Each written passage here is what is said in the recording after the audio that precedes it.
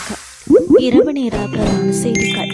செய்திகளின் ஊடாக நர்மதா சிறையில் முதலில் தலைப்புச் செய்திகள். இறக்குமதி செய்யப்படும் பால்மாவின் விலை அதிகரிப்பு. சந்தையில் நாடு நெல்லின் விலை 100 ரூபாவாக வீழ்ச்சி. அரிசி உற்பத்தியாளர்கள் சங்கம். இட்ரம்பின் பின்னால் சீனா சென்ற ரஷ்ய ஜனாதிபதி புடின். இனி விரிவான செய்திகள். இறக்குமதி செய்யப்படும் பால்மாவின் விலை அதிகரிக்கப்பட உள்ளதாக பால்மா இறக்குமதியாளர்கள் தெரிவித்துள்ளனர்.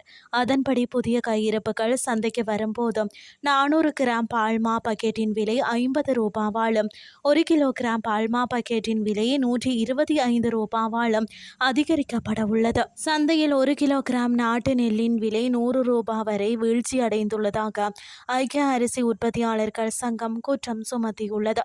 உள்நாட்டு கீரி சம்பா அரிசிக்கு மாறீட்டாக வெளிநாட்டில் இருந்து கீரி சம்பா அரிசியை இறக்குமதி செய்ய அரசாங்கம் நடவடிக்கை எடுத்தமையே இந்த நிலைமைக்கு காரணம் என அந்த சங்கத்தின் தலைவர் மொதித் பெரேரா தெரிவித்துள்ளார். நாட்டில் அரிசி தட்டுப்பாடு ஏற்படக்கூடும் என கூறி கடந்த மாதத்தில் அரிசியை இறக்குமதி செய்வதற்கு அரசாங்கம் நடவடிக்கை எடுத்திருந்தது. இதன் காரணமாக தங்களது பெரும்போக்கு அறுவடையை விற்றுக்கொள்ள முடியாமல் போயுள்ளதாக விவசாயிகள் கவலை தெரிவித்துள்ளனர். இனி வெளிநாட்டு செய்திகள். ரஷ்ய ஜனாதிபதி விளாடிமிர் புடின் சீனாவின் பீஜிங் நகரை சென்றடைந்துள்ளதாக வெளிநாட்டு ஊடகங்கள் செய்தி வெளியிட்டுள்ளன.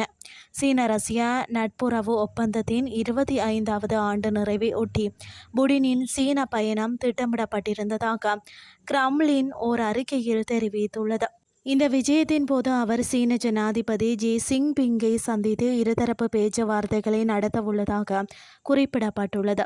ரஷ்ய ஜனாதிபதி இந்த விஜயத்தை முன்னிட்டு பீஜிங் நகரின் பாதுகாப்பு பலப்படுத்தப்பட்டிருந்ததாக சர்வதேச ஊடகம் தெரிவித்துள்ளது.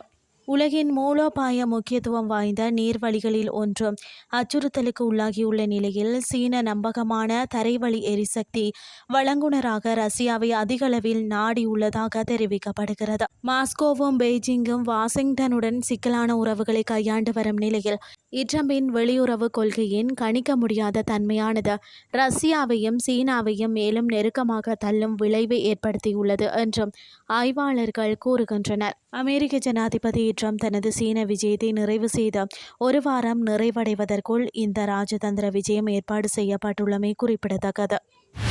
செய்திகள் யாவும் நிறைவடைகின்றது.